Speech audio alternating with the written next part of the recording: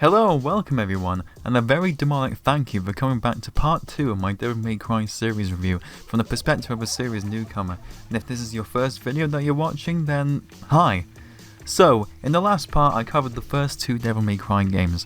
Devil May Cry 1 was a fun and unique experience, although its age has shown, and Devil May Cry 2 just straight up sucks, an example of how not to make a character action game. And I've got to say, in all honesty, it's the biggest piece of dog shit. But it's that way because of its troubled development. I've also decided to add a tier list system to Retrospective, and Devil May Cry 1 is going in B tier, and Devil May Cry 2 is going in C tier.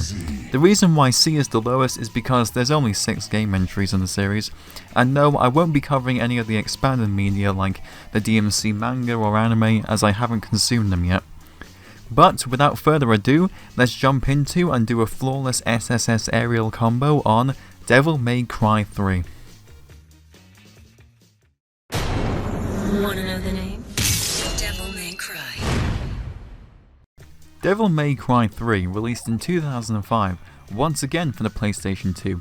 However, I am playing it via the HD collection on Steam, and my overall consensus is... it's great. Alright, now on to Devil May Cry 4. So this game... nah, I'm kidding. Devil May Cry 3 was quite the rollercoaster of emotions and is a vast improvement over the first 2 games in terms of practically everything. But I believe we should start with the game's plot. So right off the bat, the game is a prequel to the first game and the earliest game in the timeline. So much so that a younger, more reckless Dante hasn't even come up with a name for his shop yet. Speaking of which, the game opens up with Dante chilling in the shop when a mysterious bald man arrives with a horde of demons, inviting Dante to a family reunion of sorts. In front of his very shop, a huge scaling Tower of Babel-esque tower erects upwards, dwarfing everything in sight, and Dante heads to it. The bald man is actually a man named Arkham. Asylum! Sorry, I just had to get that out sooner or later. He plans to use the tower, named Temenigru, as a linking point between the human world and the underworld, and has teamed up with none other than Virgil, Dante's twin brother, and the other son of the legendary devil hunter Sparda. Both he and Arkham plan to use Dante and the tower to obtain Sparda's power for themselves. But there's also a third party, as this girl with heterochromia is also at the tower to get revenge on Arkham, who is actually her father who killed her human mother for sacrificial purposes or something along those lines. Her real name is Mary, however, she hates being called that as Arkham lives rent-free in her head, so goes by the name of Lady instead, as that's what Dante dubs her. Essentially, after the first confrontation with Virgil on top of the tower, Dante unlocks his Devil Trigger form, canonically the first time he does so, and gets swallowed by a giant leviathan while showing off.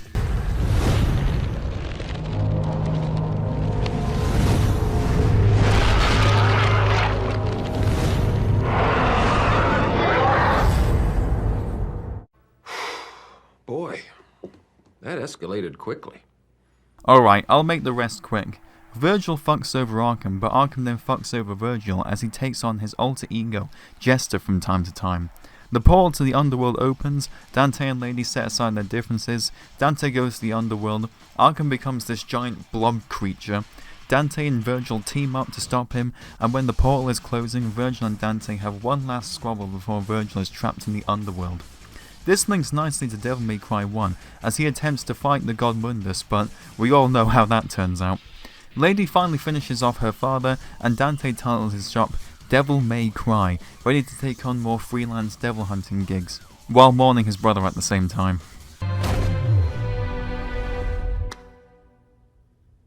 Wanna know the name? Devil May Cry.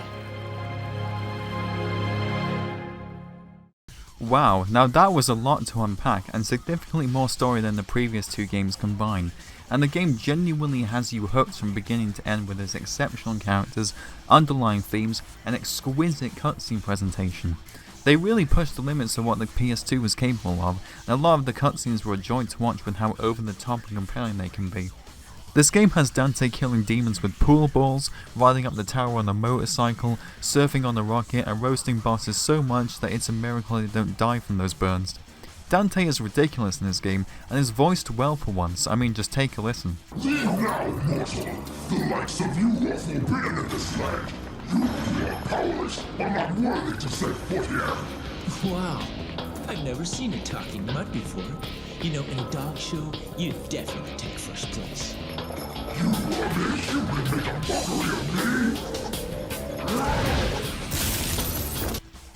I also love his attempts to, I can't believe I'm about to say this honestly, rizz up Lady, but it's futile as she hates demons. If you're asking for a date, forget it. Because I make it a point not to go out with women who shoot me in the head. Date a demon? I'm not that desperate. Well, Lady, I have no demon blood inside of me. Maybe we can go on a cute date together sometime, how about that? Yeah, the lady simping is just gonna get even worse from here on out, just gonna warn you. My only gripe with this game is that Dante doesn't have a shirt on underneath his jacket. And I don't like it. It makes him look like a try-hard edgelord. Yeah, I get it, he just randomly slaps on a coat after he's had a shower, but do you not at least get cold, Dante? Like, just put a shirt or a jumper or something on, man, like, goddamn. Virgil is finally fully realised here, and he's fantastic. I don't think he's as cool or iconic as everyone says he is, and certainly not my favourite character in the series, but he does have the screen presence and he's the polar opposite of Dante. He's quiet, serious, dressed very neat in a blue coat as opposed to Dante's red, wields a katana and embraces his demon side, whereas Dante despises having demon blood. His voice did grade on me over time though, it just sounds like he has a cold sometimes.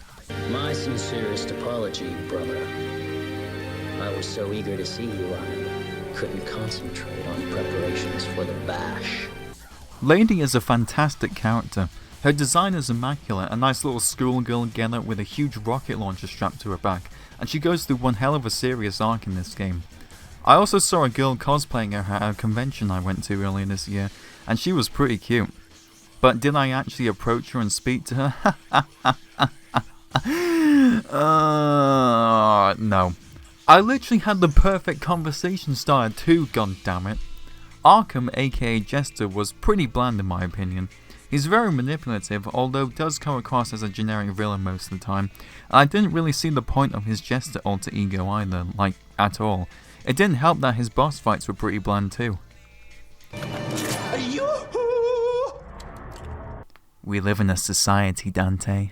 I can't believe that I haven't talked about the gameplay of Devil May Cry 3 yet, as it's way more of a step up from the first two.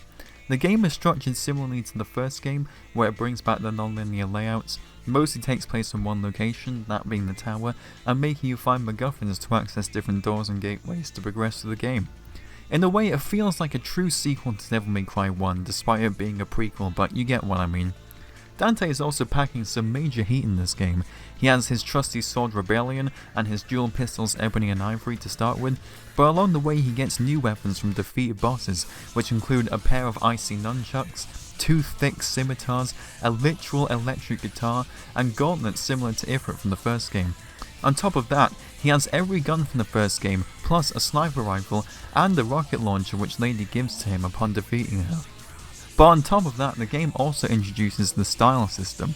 Dante can choose between 4 playstyles to start out with, these being Swordmaster, which lets you do more sword tricks, Gunslinger, which lets you do more projectile attacks, Trickster, which lets you dash around enemies and parkour off walls, and Royal Guard, which lets you absorb damage and reflect it back at the enemies. You also get another 2 down the line, which are Quicksilver, which lets you freeze time at the cost of Devil Trigger, and Doppelganger, which creates a clone of yourself that mimics your moves. Admittedly, on my first playthrough I only used Swordmaster, not gonna lie.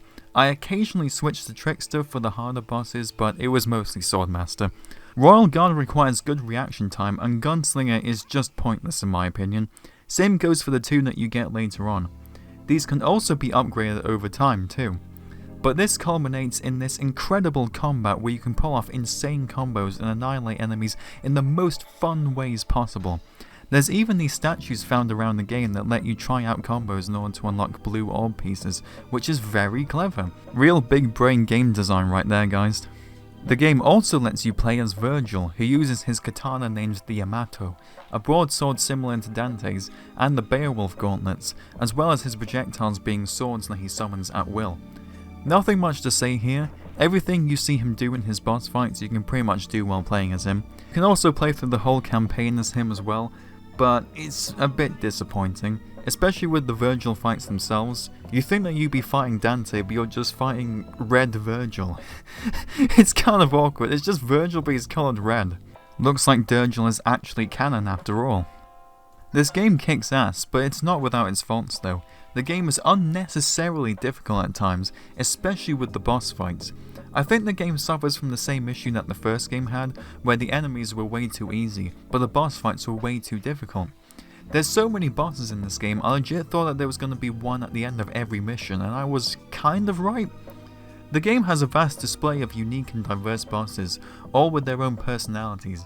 Cerberus was a stellar opening boss, and Agni and Rudra were a fun tag team boss working in tandem with each other. Nirvana the Bat Succubus can go swear word herself though. I abhorred this boss with the fact that she sucks health from you towards the end, and hitting her is troublesome. Same goes for the Gaeon horse boss too, like that thing would just not stop moving. Mission 18 is a real pain. It starts off with this super creative fight against a legion of chess pieces on a giant chessboard, and all the pieces attack similarly to how they do in chess. I felt like a moron for not realising that you can just kill the king, and as a result the rest of the pieces will be wiped out. I used to play chess quite a lot in my early high school days, and my mind didn't spring to that for whatever reason. That's phenomenal, it's such a creative fight man, like goddamn. But what came next wasn't. Next comes a boss rush against almost all the bosses you fought thus far in this MC Escher inspired room, and I rage quit so hard that I didn't touch the game for a week as a result. Yes, it was that bad. But I found out through some research that you don't have to do all of them, just enough to create a ring on the spawn here. Wow, that would have been nice if the game told you that or hinted at it, like fucking hell. The absolute highlights of this game though are the 3 fights that you have with Virgil. They are breathtaking and really get your heart rate pumping, especially the final fight against him, which is genuinely one of the most thrilling and toughest final bosses in any game that I've played, man. The soundtrack is alright. It leans more into the screamo metal music genre this time around, but a lot of the tracks just kind of blended into the background and didn't really stand out. The only true standout song in this game is Devils Never Cry, which plays during the end credits, and it's a bop. It's really damn good.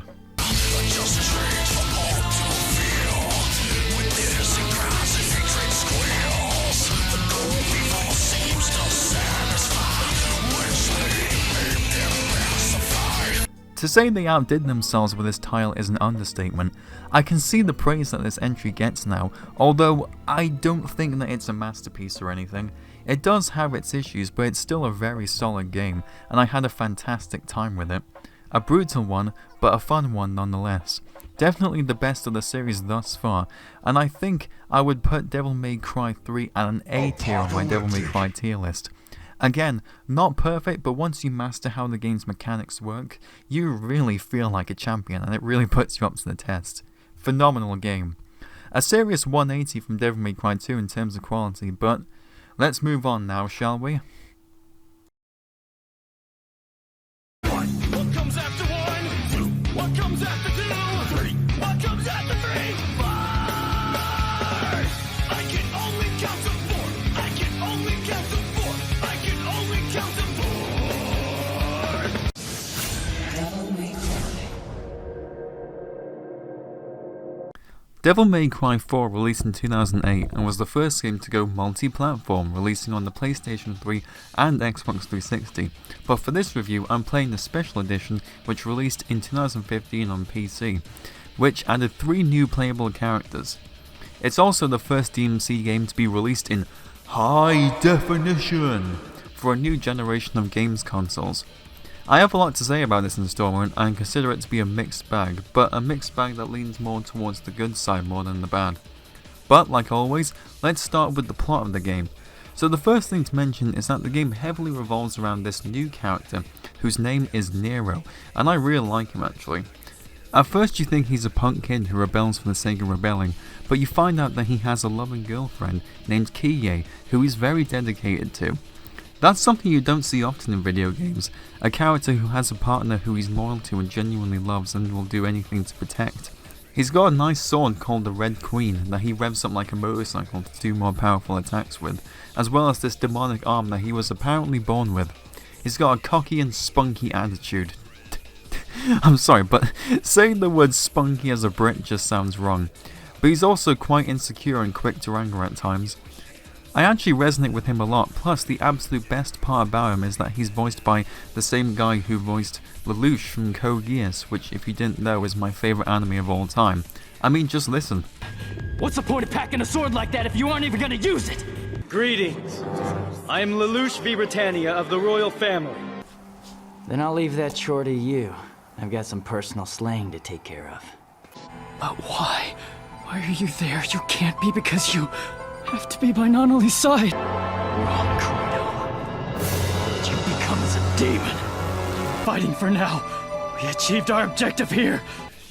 The game opens with Nero fighting some demons on his way to see Kyrie perform, for you see, he is a member of the Order of the Sword, a cult that worships Sparta, and their leader is some old guy named Sanctus. But I'll just call him the Pope just for the sake of simplicity. All of a sudden, while giving a speech, Dante bursts through the ceiling and shoots the Pope point blank in the face, and then leaves after a scuffle with Nero. Nero is then tasked by the Order to track down Dante across the island they're on. Along his travels, he encounters various demons and figures out that something sus is going on with the Order, as they've actually been running experiments to create their own demons and mix themselves with demonic blood. The man behind these experiments is the scientist named Agnes, who has a speech impediment and looks like your average VTuber fan. Seriously, I can't stand these disgusting creatures for the life of me.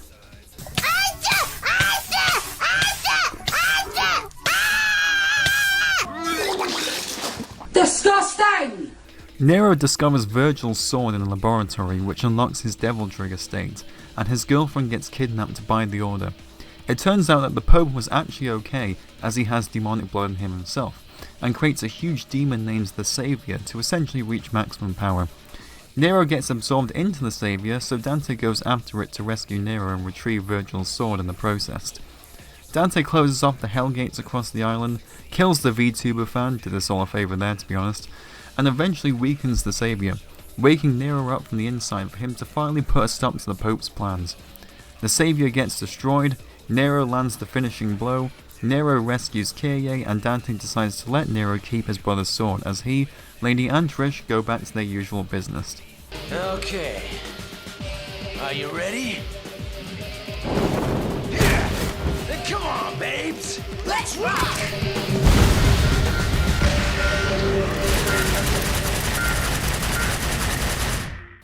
A pretty good plot all things considered, but you realise that Dante's role in this game is very much a secondary one, as Nero is the main star of this game.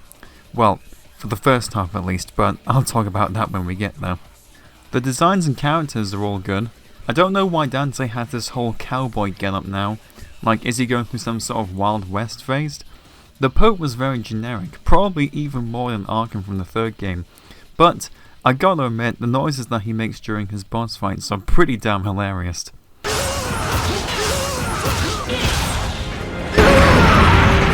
Agnes the VTuber fan is quite snivelling and creepy, or go figure, but his cockroach form looks nice. There's also a character called Credo, who's Nero's mentor, and he was cool, and his boss fight, man, oh damn, it's the best boss fight in the game. Now let's get into how the game plays, and it's fantastic, and each character is so mechanically complex and just so much fun to play as, and so many hits in this game are just satisfying to land. Nero is a breath of fresh air in my opinion. He only uses his Red Queen sword, as stated earlier, which he can rev up to do more damage to enemies. However, he can only rev it up when he's standing still though. He can also use his demonic arm to do buster moves, which is essentially a special move he can do on enemies to do insane damage to them, and each enemy and boss have their own animation for it. While Devil Trigger is active, the buster move is even more devastating. Additionally, he can also use his arm to snatch enemies towards him and to close gaps between them, as well as hook onto grappling points around the environment. The way Nero fights is so cool. He just doesn't give a damn about how much damage he's inflicting. He's just a straight up savage, just mindlessly swinging his sword around all the time. It's amazing. Dante's back, and he plays very similarly to how he did in 3, except he can now switch styles mid-game rather than having to switch them using the upgrade statues. He also has a new style called Dark Slayer, where he can use some of Virgil's moves using the Yamato sword that he got. He has his trusty sword Rebellion doing most of the tricks he could do in 3, gauntlets called Gilgamesh, and Lucifer, which consists of 2 large scorpion pincers that shoot spears that pierce enemies and explode after a time limit. Although to be honest, I never really saw much reuse for it, to be honest. Plus, you get it so late into the game and barely even use it in the campaign either. The special edition added 3 new playable characters, those being Lady, Trish and Virgil. Lady is a powerhouse. She uses her Kali-An bazooka and the Bayonetta attachment to deal devastating blows to enemies, and specialises in gunplay, and you can tell her moves pack a punch. In all honesty, she's my favourite character to play as in this game. Lady, best girl. Best girl.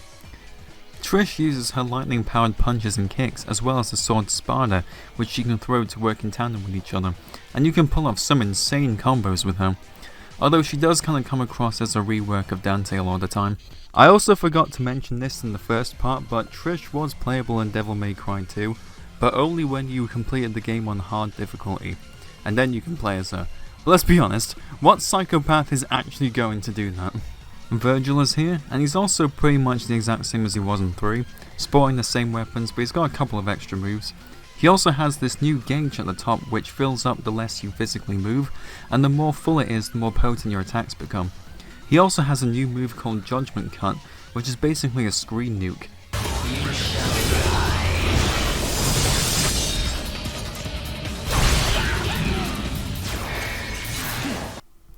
The gameplay in this game is the most fun and broken it is so far, plus I think the bestiary is the best in this installment, although I do kinda despise this Blitz enemy though. Like, what were they thinking with him? Now let's get to the negatives, and there's one monumental one that I have to mention, and that is that Devil May Cry 4 reuses a lot of content. Now that's nothing new with video games, of course, a lot of games do that as like a time saving technique, but it's egregious in this game, dude. For the main campaign, you play as Nero for the first 11 missions, then switch to Dante for the next 7, and switch back to Nero for the last 2. And I'm not kidding when I say that all of Dante's levels are just Nero's levels, but you go through them backwards, fighting the same bosses using the exact same layouts. I mean it when I say that the second half of this game is a major letdown, especially considering that some of these levels and enemies weren't designed with Dante in mind whatsoever, and it really got on my nerves alright. I mean, it's not all that bad, as they do try and shake things up a tiny bit with the reused levels, plus the cutscene that plays out like a Shakespeare play was genuinely hilarious. In the face of your tactics. You summon and kill. Summon and kill. I fail to see the logic here. Said it.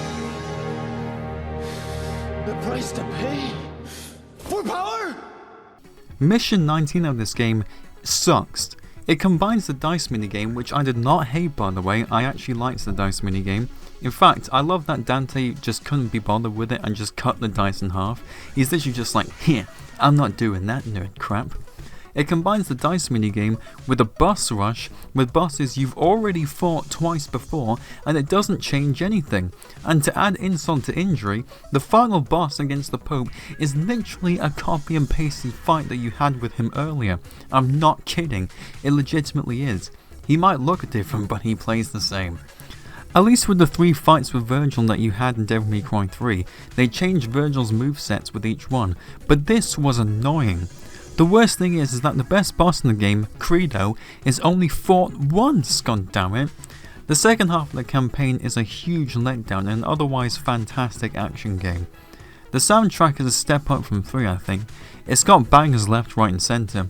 Nero's theme is so hardcore, but you're going to be hearing it throughout the whole game. You're going to be hearing so much it will get stuck in your head and makes you question why Nero comes a lot. I'm gonna come. Devil May Cry 4 is a brilliant game gameplay wise, but it feels a bit incomplete, and when doing my research I found out that Devil May Cry 4 was also rushed, hence why it reused so much content. Not to the extent that 2 was, but still. But nevertheless, it's a mixed bag, but I still loved it, and Nero is a Chad. Overall, I'd have to put Devil May Cry 4 at a B tier on my Devil May Cry tier list. Again, phenomenal gameplay, but the second half of the campaign really drags it down. Plus, the actual narrative and story wasn't really that thrilling either. Fair to say that the series has really started to hit its stride and is starting to get to the Bayonetta-esque gameplay that I know and love. Join me next time for the time Capcom made a weird out-of-nowhere reboot of the series, and the final game where Dante does his big funny Michael Jackson dance. Tschüss!